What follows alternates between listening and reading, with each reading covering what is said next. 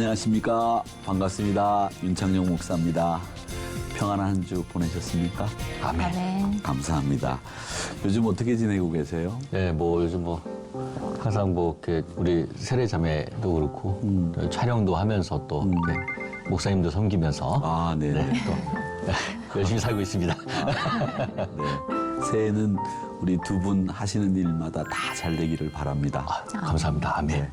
두 분이 살면서 이렇게 여러 가지 느끼는 것이 많이 있을 텐데 제일 중요한 게 인생에서 뭘까 이런 생각들을 해보셨을 거예요. 뭐가 제일 중요하다고 생각하십니까? 저는 요즘 이제 건강이요. 네. 그렇죠. 건강 참 중요한 일인 것 같아요. 건강을 잃으면은 뭐 찾을 수가 없는 거니까 건강 중요하다. 우리 세례 씨는 뭐가 제일 중요하다고? 저도 이제 한 살 더 먹다 보니까 건강이 가장 중요하다. 그래요. 맞습니다. 저는 개인적으로 그런 건강도 필요하고 또 우리에게 뭐 능력도 필요하고 또 우리가 사회적으로 어떤 안정된 지위도 필요한 것들이 많이 있지만 그런 것이 없으면 불편하고 또 사는 게 힘들어지긴 하지만 우리를 불안하게 만드는 게 하나 있습니다. 그게 없으면 우리가 불안해지고 염려가 많아지는 게 있는데 그게 바로 지혜라는 겁니다. 오늘부터 우리가 이 지혜에 대해서 같이 공부를 해보게 될 텐데 이 지혜에 관련돼서는 성경의 잠언서가 지혜서라고 그렇게 불리웁니다. 그래서 이 지혜에 대해서 같이 공부를 해보도록 하겠습니다.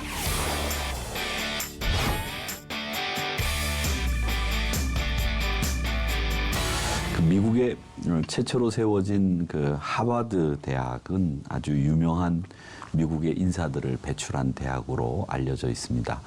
이 대학은 그리스도와 그의 교회를 위해서 설립되어 있다 이렇게 기록이 되어 있는데 이 존 하버드 목사님이 이 대학 설립 배경에 대해서 이렇게 말씀을 하셨습니다. 모든 학생들로 하여금 그들의 생애 궁극적인 목적들을 진지한 태도로 생각하도록 가르쳤습니다. 그렇게 함으로 해서 영원한 생명이신 예수 그리스도 그리고 하나님을 알게 했습니다. 그리고 또한 이를 통해서 모든 지식의 유일한 근원이신 그리스도를 깨닫게 되는 것. 나아가서 주님만이 주실 수 있는 지혜를 가지고 그분만이 우리의 참 지혜를 주실 수 있는 분이라는 걸 깨닫게 했습니다. 또 모든 학생들이 기도를 통해서 그리스도가 구주이시고 만물의 창조자이시라는 것을 은연중에 깨닫게 했습니다. 이렇게 말씀을 하셨는데 이 존 하버드는 모든 지식의 근본이 그리스도임을 알도록 하기 위해서 하버드 대학을 만들었다. 이렇게 이야기를 했습니다. 이제 신앙생활 하시는 분들이 하나님을 어떻게 알 수 있을까? 이걸 가지고 고민을 많이 하세요.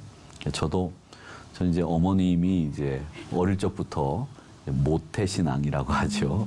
못하는 신앙이라고 하는 뜻도 가지고 있는데 저도 모태 신앙이었어요.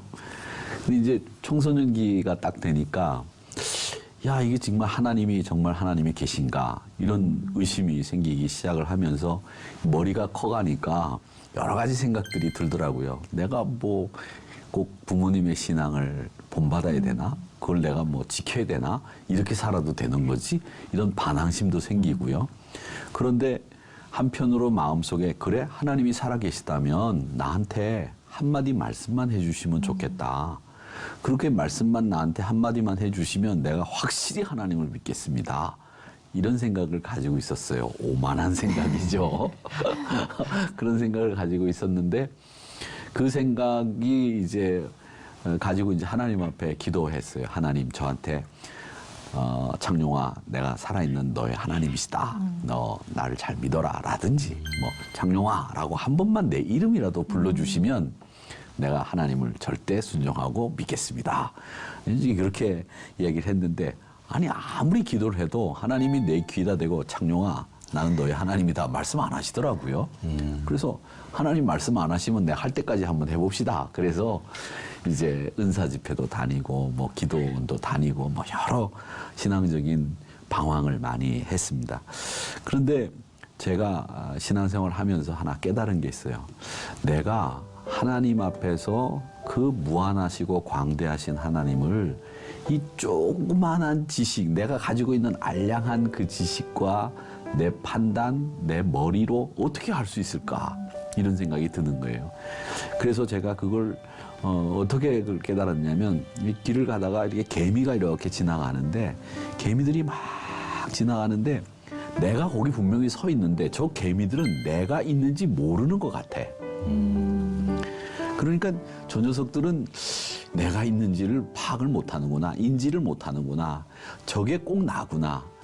하나님이 계신데도 불구하고 사람이 서 있는데도 이 개미가 사람이 서 있는 걸 모르듯이 하나님이 옆에 계신데도 우리가 하나님이 옆에 계신지 모르고 그렇게 사는구나, 이렇게 생각을 하게 됐죠. 그렇다면 우리가 하나님을 알 수 있는 방법은 뭐냐? 하나님이 나한테 알려주셔야 되는 거 아니냐? 그러니까 하나님이 우리한테 자신을 보여주는 거예요. 그걸 신학적인 용어로는 계시라고 그렇게 합니다. 그러니까 계시라고 하는 것은 우리 안에 무슨 뭐 영화 그 스크린이 지나가듯이 뭔가 이렇게 보여주는 게 계시가 아니고 하나님이 자신을 우리에게 보여주신 거, 그걸 계시라고 그렇게 얘기합니다. 그러니까 우리가 비록 이성이나 지성이 하나님을 알 수 있는 단계까지는 가진 못했지만 하나님이 우리에게 자신을 보여주심으로 해서 우리가 하나님을 알게 된다라고 하는 거죠. 그걸 하나님 쪽에서 우리에게 자신을 보여주는 거죠. 왜 우리가 사람을 사귀려고 하더라도 자기를 먼저 내보여주어야 사람이 사귀어지잖아요. 자기는 꼭꼭 숨기면서 네 것만 말해봐 이러면 사귀어지지 않지 않습니까? 그러니까 사귀려면 나를 내어놓고 나를 보여주어야 사귈 수 있는 통로가 생기는 것처럼 하나님은 당신을 우리와 사귀기 위해서 보여주셨어요. 그게 계시라고 그렇게 얘기하는 것이고, 이 계시를 인정하지 않는 사람들도 있거든요. 이제 그 사람들을 불가지론자, 우리는 하나님을 다 알 수 없다라고 하는 한자입니다. 그래서 우리가 이 참된 지혜는 하나님이 우리를 향해서 보여주신 계시를 통해서 알 수 있다라고 하는 겁니다. 그래서 오늘날도 그 하버드 대학 정문에 가면 이런 글귀가 있다고 그랬죠. 하나님께서 우리들을 뉴 잉글랜드에 안전하게 데려다 주신 후 우리들은 우리의 집을 지었으며 생활에 필요한 필수품들을 얻을 수 있었다. 뿐만 아니라 하나님께 예배드릴 수 있는 안락한 장소를 마련하였고 시민정부까지도 세울 수 있었다. 우리가 고대하고 있는 것들 중에 하나는 지식을 배워 나가는 것이다. 그래서 그 배운 지식을 우리 세대에서 그치지 않고 우리들의 후대에까지 물려주어야 할 것이다. 왜냐하면 최소한 교회에 일자무식의 목사님들이 들어서게 되는 일만큼은 없어야 하기 때문이다. 현재 살아있는 우리의 목사님들이 돌아가시게 될 경우에 생길지도 모르는 그러한 사태를 방지하기 위해서 우리들은 지식을 배워 나가야 한다. 이렇게 적혀 있다고 합니다. 아마 목사님들이 무식한 목사님들이 되면 안 된다라고 하는 염려 때문에 좋은 목사님을 길러내기 위해서 하버드 대학에서는 이런 지혜의 근본인 하나님, 지식의 근본이신 그 하나님을 잘 배워나가는 것이 필요하다고 생각을 한 겁니다. 우리가 배워야 될 게 많고요. 우리 후손들에게 물려줘야 될 것도 많지 않습니까? 그 자식들을 낳아서 이 사회에 적응을 시키는 건 사회화라고 얘기를 합니다. 그걸 교육을 통해서 시키죠. 그런 다음에 이 사회화와 함께 더불어 해야 될 게 있는데, 우리가 가지고 있는 가치관, 우리가 가지고 있는 신념, 이런 것들을 이 친구들한테 바르게 심어줘야 됩니다. 근데 우리가 이 바른 가치관과 신념을 심어주지 않고 이 녀석들이 먹고 살 수 있는 방편만 알려주는 교육이 되면 이 녀석들의 인격이 형편이 없어지는 거예요. 그러니까 사회화 과정에서 바른 가치와 신념을 심어주면서 사회화되고 적응할 수 있는 능력을 키워나가야 이 친구들이 올바른 인격을 가진 사람으로 자라게 된다는 거죠. 그래서 지혜를 배워야 된다라고 하는 것이고요. 성경에는 지혜서라는 책들이 있는데 이 책이 뭐냐면 잠언만 있는 게 아니라 욥기서, 전도서, 잠언, 이 세 권을 우리가 지혜서라고 그렇게 부릅니다. 이 정경 이외에 위경이라고 하는 책을 보면 집해서, 또 솔로몬의 지혜서, 이런 책들을 지혜서라고 하는 책들이 있기는 합니다. 그런데 우리가 가지고 있는 정경에서는 욥기, 그다음에 전도서, 잠언 이 세 권이 바로 지혜로운 현자들이 썼다고 하는 지혜서입니다. 잠언을 영어로는 프로버브라고 그렇게 얘기를 합니다. 그러니까 이 프로라고 하는 말과 벌브라고 하는 말이 같이 이렇게 함께 쓰여진 두 단어인데, 프로라고 하는 말은 무엇을 대신해서라고 하는 단어죠. 그 프로라고 하는 말은 이제 그러니까 예를 들자면 무엇에, 그러니까 이 대신 잇몸 이런 말 있잖아요. 뭐뭐 대신에 쓰인다는 그런 뜻이고요. 벌브라고 하는 말은 말들이라는 뜻입니다. 그래서 말들을 대신해서 쓰여진 책. 그래서 많은 말들을 대신해서 지혜로운 말들만 모아놓은 책. 그게 잠언, 프로버브라고 하는 뜻입니다. 그러니까 지혜라고 하는 게 뭐냐? 이렇게 얘기를 했을 때 잠언 1장에서부터 9장까지를 쭉 읽어보면 지혜라는 말이 계속 등장해요. 이 지혜는 지식이나 상상력, 그리고 훈련, 경건함, 질서 이런 걸 지혜라고 그렇게 부릅니다. 근데 이 지혜라고 하는 것은 도덕적인 가르침을 포함해서 6가지 이상의 뜻을 이렇게 가지고 있는 그런 말씀인데, 저는 이 지혜라고 하는 것은 이렇게 생각해요. 우리가 지식은 있잖아요. 이제 습득한 지식을 적절하게 사용할 수 있는 능력. 그게 지혜라고 생각해요. 지식이 있는 사람이 이 지식을 적절하게 사용하지 못하는 경우들이 있거든요. 그런데 그 자기가 가지고 있는 지식을 때에 맞추어서 시적절하게 사용할 수 있는 그런 능력. 그게 지혜라는 거죠. 그러니까 이 지혜는 많이 배웠다고 되는 게 아니죠. 그리고 이 지혜는 지식을 많이 소유하고 있어서 그걸 지식을 많이 소유하고는 있는데 그걸 적절하게 쓰지 못하는 사람들도 의외로 많이 있어요. 그래서 지혜로운 사람은 내가 가지고 있는 지식을 시적절하게 사용할 수 있는 사람이 지혜로운 사람이다. 이렇게 생각을 하시면 되겠습니다. 자, 그러면 이 잠언은 저자가 누구냐라고 하는 부분이 있어요. 책은 항상 쓴 사람들이 있잖아요. 쓴 사람이 있는데 1절에 보니까 다윗의 아들 솔로몬의 잠언이다. 이렇게 돼 있어요. 여러분, 솔로몬은 잘 아시는 사람이죠. 다윗의 아들이고 유명한 왕입니다. 솔로몬은 무엇보다도 우리가 하면 제일 그 사람의 큰 업적 그러면 성전을 지은 사람이에요. 그러니까 다윗이 성전 지을 걸 준비를 다 해놨지만 다윗은 못 지었어요. 근데 그 아들 솔로몬이 아버지가 준비한 재료를 가지고 성전을 다 지은 사람 솔로몬이고, 또 솔로몬은 유명한 판결로 알려져 있죠. 지혜로운 판결. 그러니까 아기를 한 사람의 아기를 한 명의 아기를 데리고 와서 부모 어머니 둘이 서로 자기 아기라고 우기니까 그러면 반토막을 딱 내서 나눠 가져라 그러니까 진짜 엄마는 아니다, 살려야 된다라고 하는 생명의 소중함을 아는 이가 진짜 엄마다라고 하는 판단을 했던 그 솔로몬의 유명한 판결, 그 주인공이 솔로몬입니다. 근데 이 솔로몬이 이 잠언을 쓴 사람이기도 하지만 솔로몬 이외에도 아굴이라고 하는 사람, 또 이스라엘의 유명한 사무엘 선지자의 어머니, 그 어머니도 등장을 합니다. 또 실명이 거론된 사람도 있지만 실명이 없이 지혜자라고 하는 이름으로 등장한 사람들도 있습니다. 근데 전통적으로 교회와 유대교에서는 이 솔로몬의 저작이 바로 이 잠언이다 이렇게 이야기를 하고 있고, 이 잠언을 이렇게 보면 이게 한순간에 내가 이 책을 써야지 해가지고 쓰기 시작을 해서 딱 마치고 난 뒤에 야, 인쇄업체에 넘겨서 책을 만들자 이렇게 만들어진 게 아니라 꽤 많은 시간이 소요됐을 거라고 보여지는 책이 잠언입니다. 근데 이 오래된 책이고 고대 책이기 때문에 그 책이 어떤 글들을 편집하고 어떤 이야기들을 모집을 해가지고서 책이 완성됐는지는 아직 확실하게 우리가 알 수는 없지만, 그러나 이 솔로몬의 잠언이라고 하는 그 표제어와 또 이 내용들을 보면 이스라엘 왕 중에 히스기야라고 하는 왕이 있었어요. 그 유명한 왕인데 그 왕의 신하들이 편집한 내용들이 여기에 들어가지 않았을까 이렇게 생각을 하고요.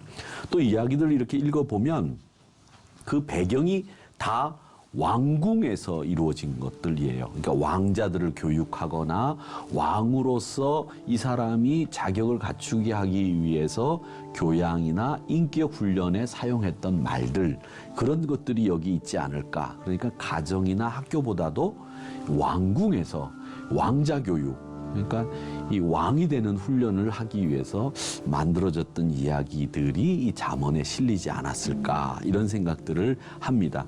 그러니까 이제 왕궁에서 왕자를 교육하는 사람은 보통 사람이 아니잖아요. 그렇죠? 최고 당대 석학들을 뽑아서 왕이 내 아들을 교육하거라. 예의. 그래서 이제 교육을 하게 되고, 그래서 왕자들이 이제 그 세계적인 석학 밑에서 교양도 인격도 지식도 배우고 또 무술도 연마하고 왕이 되는 훈련을 전반적으로 받지 않겠습니까? 그럴 때 그 왕궁에서 왕자들을 교육할 때 썼던 그런 그 속담들이나 귀한 그 격언들이 이 안에 들어와 있지 않을까, 이제 이런 생각을 하는 것이죠. 그럼 잠언이 쓰인 목적이 있을 거예요. 잠언이 왜 쓰여졌을까? 그러면 4절에 보면 그 목적이 되어 써져 있습니다. 우리 승대 형제님이 4절을 한번 읽어봐 주시기 바랍니다. 어리석은 자를 슬기롭게 하며 젊은 자에게 지식과 근신함을 주기 위한 것이니. 아멘. 아멘. 예. 이 어리석은 사람을 슬기롭게 하기 위함이라고 하는 목적이 먼저 등장하죠. 근데 어리석은 사람은 어떤 사람이냐면요. 저는 어리석은 사람은 이렇게 생각해요. 성경에 나오는 말씀들을 비추어 보면 분별력이 떨어지는 사람. 이 어리석은 사람이에요.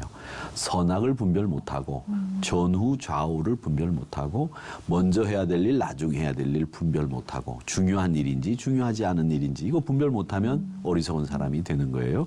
그리고 또 어리석은 사람은 어떤 사람이 어리석은 사람이냐면 자기 감정이나 느낌, 욕심 이게 이끄는 대로 끌려가는 사람들. 이런 사람들이 어리석은 사람들이에요. 우리 사람은 제가 아까도 말씀드렸지만 신념이나 가치가 우리 삶을 결정짓거든요. 내가 뭘 생각하느냐에 따라서 우리 삶이 결정되거든요. 그런데 우리가 생각하는 거나 우리의 신념이나 우리가 평소에 생각했던 가치를 따라가고 내가 정해놓은 목표를 향해서 가는 게 아니라 그 당시의 느낌, 그때 감정, 그리고 내 안에 생기는 욕심, 이런 거에 끌려다니는 거예요. 그러니까 내가 가야 될 목표는 저긴데 엉뚱한 데로 가게 되는 거죠. 이런 사람들이 어리석은 사람이죠. 만약에 저기를 향해서 가야 된다고 한다면 저기를 향해서 가기 위해서 내가 먼저 해야 될 일이 뭔가, 저기를 향해서 가기 위해서 내가 지금 이 시간에 뭘 안 해야 되고 뭘 해야 되는지 전후, 좌후 이런 선후가 있어야 되는데 이런 게 없는 거예요. 그냥 느낌대로, 감정대로, 욕심대로 이렇게 살다 보면 목표까지는 못 가는 거예요. 이런 사람들이 대체로 어리석은 사람들인데 이런 걸 한마디로 뭐라 그러냐면 자기 통제가 이루어지지 않는 사람들, 이렇게 이야기를 하는 거죠. 이제 그런 사람들을 슬기롭게 만들어주기 위해서 쓰여진 책이 잠언이다. 이렇게 나오는 것이 첫 번째 목적입니다. 그 다음에 나오는 목적이 뭐냐면 젊은 자에게 지식과 근신함을 주기 위한 것이다. 이렇게 얘기를 하는데 이 젊은 분들에게는 죄송한 얘기지만 젊은 분들은 아무래도 연륜이 부족하잖아요. 경험이 부족하죠. 그래서 연세 드신 분들이 가지고 있는 경험과 연륜을 젊은 분들에게 전달해 주어서 시행착오를 일으키지 않고 그 어르신들이 했던 잘못을 다시 반복하지 않고 더 나은 길을 갈 수 있도록 해주기 위해서 이 연륜 깊은 분들이 젊은이들을 위해 준 지혜서다. 이렇게 이야기를 합니다. 이 근신이라고 하는 말은 뭐냐면 메진마라고 하는 히브리 말인데 꾀하다라는 뜻입니다. 의논하다 이런 뜻이에요. 그래서 근신이라고 하는 말은 뭐냐면 내가 해야 될 일들을, 현재 해야 될 일들을 잘 의논하고 또 잘 계획해서 이루기 위한 준비하는 일. 이게 근신이에요. 그러니까 근신이라고 한 말은 저는 근신이라는 말을 처음 어디서 들었냐면 학교에 들어가서 근신이라는 말 배우잖아요. 근신, 그다음에 정학, 퇴학. 그렇죠. 휴학은 괜찮아. 그렇죠? 그걸 학교에서 우리는 근신이라는 말을 배우기 때문에 그 근신을 이 징벌 개념으로 이해를 하잖아요. 근데 근신은 징벌이라고 하는 말보다는 사실은 꾀하다, 의논하다 이런 뜻을 가지고 있어서 근신이라는 말이라고 하는 것은 내가 가야 될 일, 내가 해야 될 일, 또 내 목표 이것을 위해서 합리적으로 이해하고 그것을 처리할 수 있는 영적인 능력 이걸 근신이라고 말합니다. 그런 능력을 키우기 위해서 또 우리에게 지혜로운 삶을 살게 하기 위해서 하나님께서는 잠언을 쓸 수 있도록 만들어 주셨다라고 하는 것이죠. 자, 그 다음에 이제 우리가 생각할 것은 이 지혜라고 하는 것인데 우리 인생에 저는 생각할 때 하나님의 지혜가 제일 필요하다고 생각해요. 사람의 지혜도 필요하지만 하나님의 지혜가 필요합니다.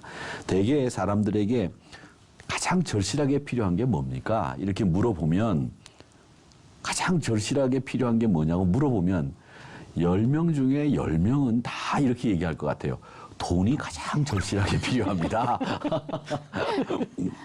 그렇게 이야기를 할 것 같은데 그럼 돈이 제일이냐? 이렇게 물어보면 사실은 다 10명 중에 10명은 돈이 제일은 아닙니다. 이렇게 얘기를 해요. 또 사실은 다 알고 있거든요. 교육받은 것은 돈이 최고가 아니고 돈이 우선이 아니다. 이런 말은 하지만 그런데 절실하게 필요한 게 뭐냐 물어보면 돈입니다. 이렇게 대답하는 그 이율배반적인 우리 삶을 우리가 볼 수 있는데 그런데 여러분 돈이 우리 인생에 주는 유익은 분명히 있습니다. 돈이 없으면 지금 이 방송도 할 수가 없죠. 어떻게 이 불을 켜고 여기 스튜디오를 만들고 우리가 방송을 할 수 있겠습니까? 돈이 우리 인생에게 주는 유익은 분명히 있습니다. 그런데 돈이 주는 유익함보다도 돈이 주는 해로움이 더 많고 그 해로움에 대해서 성경은 지적을 하고 있습니다. 그래서 돈을 멀리 하라는 말은 성경에는 없어요. 그런데 뭐라고 했냐면 돈을 사랑하는 일은 안 된다. 그렇게 얘기를 하셨어요. 돈을 사랑함이 일만하게 뿌리라고 얘기를 하셨지 돈을 멀리 해라 이렇게 얘기는 하지 않으셨어요. 그러니까 돈을 멀리 할 필요는 없어요. 그렇죠. 돈을 늘 가까이 이렇게 가지고 다니시고 나한테도 주기도 하고 내가 또 주기도 하고 감사합니다. 또 밥도 사주고 먹고 이래야 되죠. 그런데 돈은 멀리 하는 게 아니라 사랑해서는 안 되는 거다라는 거죠. 돈을 사랑하면 일만하게 뿌리가 된다라고 하는 거죠. 그리고 예수님도 그렇게 말씀하셨어요. 하나님과 재물을 겸하여 섬길 수 없다. 이렇게 얘기를 하셨습니다. 그러니까 우리 믿음의 사람들에게 있어서 제일 필요로 하는 게 뭐냐라고 했을 때 돈이 제일 절실하게 필요합니다라고는 얘기하지 마시고 우리는 하나님의 지혜가 정말 필요로 합니다라고 이야기를 해야 그분이 정말 지혜를 적절하게 사용할 수 있는 분으로 많은 분들의 존경을 받을 수 있다는 겁니다. 요즘 같이 보면 얼마나 산업화 사회, 정보화 사회 얼마나 많은 정보들이 쏟아져 들어와요. 그런 걸 보면 야, 사람들이 정말 살기 힘들겠다. 예전에 농경 사회에서는 간단한 삶이에요. 아침에 해 뜨면 나가서 일하고 뭐 정해진 시간이 있는 거나 스케줄이 있는 거 아니잖아요. 요즘에는 막 핸드폰에다가 막 스케줄 표를 보고 우리 다 그러지 않습니까? 저도 그렇게 하는데 제가 스케줄 체크한 거 하고 뭐 저를 돕는 분들하고 같이 스케줄을 보고 뭐 체크하고 언젠 뭐 가고 얼마나 바쁘게 사는지 모르겠어요. 그런데 예전에 농경사회에서는 해 뜨면 나가서 일하고 배고프면 밥 먹고 해지면 집에 와서 자고 이게 그 삶의 전부였기 때문에 그렇게 힘들고 어려운 삶은 아니었다고 보아요. 스트레스도 별로 없었을 것이고 스트레스가 있었다고 하면 잡초가 나는 것이 스트레스였을까? 아니면 비가 많이 오고 뭐 태풍이 올라오는 것이 스트레스였으면 모를까? 다른 건 스트레스를 받을 게 없죠. 그런데 요즘은 우리 삶 자체가 다 스트레스잖아요. 얼마나 힘들어요. 그러니까 우리가 이런 사회에 살면서 가장 많이 받는 이 스트레스를 어떻게 해결하고 우리 삶을 어떻게 풍요롭게 만들어 가느냐라고 했을 때 여러분에게 정말 필요한 게 뭡니까? 라고 물어볼 때 돈입니다. 이러면 그것도 스트레스 받아요. 보는 사람도 스트레스 받고 말하는 사람도 스트레스 받는데 우리에게 정말 필요한 건 하나님의 지혜다라고 하는 것을 말씀하셔야 된다. 인간의 지식이 인간을 교만하게 만든다면 하나님은 그 지식을 패하겠다고 하셨습니다. 자, 그러면 우리가 가장 필요로 하는 이 하나님의 지혜는 어디서 얻을 수 있느냐? 저는 성경에 보면 여호와를 경외함이 지식의 근본이다. 이렇게 얘기를 하셨거든요. 그러니까 여호와를 경외하는 것이 지식, 지혜의 근본이기 때문에 우리는 하나님을 사랑하고 경외하는 일을 통해서 이 지혜를 얻는 일이 필요하다는 겁니다. 그러니까 성경이 전부가 뭐 하나님이 주시는 지혜의 셈이기는 해요. 그런데 그 가운데서도 특별히 삶의 지혜를 공급해주는 이 잠언서는 우리에게 생활에서 그때그때 어떻게 살아야 되는지를 말씀해 주시는 아주 보배로운 창고다, 이렇게 생각을 할 수 있습니다. 그러니까 어떤 성경보다도 잠언을 많이 읽으셔서 세상에서 얻을 수 없는 지혜의 주인공들이 되기를 바라고, 우리가 세상의 학문에는 빈약한 부분도 없지 않아 있지만 세상적인 지식이나 지혜는 부족하지만 그래도 이 잠언이라고 하는 지혜의 창고를 통해서 참 삶의 지혜를 배우면서 신앙적으로 이렇게 성장해 가기를, 저는 이번 이 잠언 강해, 또 성경 속속을 통해서 잠언 강해를 통해서 많은 성도님들이 그런 지혜를 습득하게 되기를 주의 이름으로 축원합니다. 잠언 강의 첫 시간 오늘 여기서 마치도록 하겠습니다. 인사드리겠습니다. 수고 많이 하셨습니다. 고맙습니다. 감사합니다.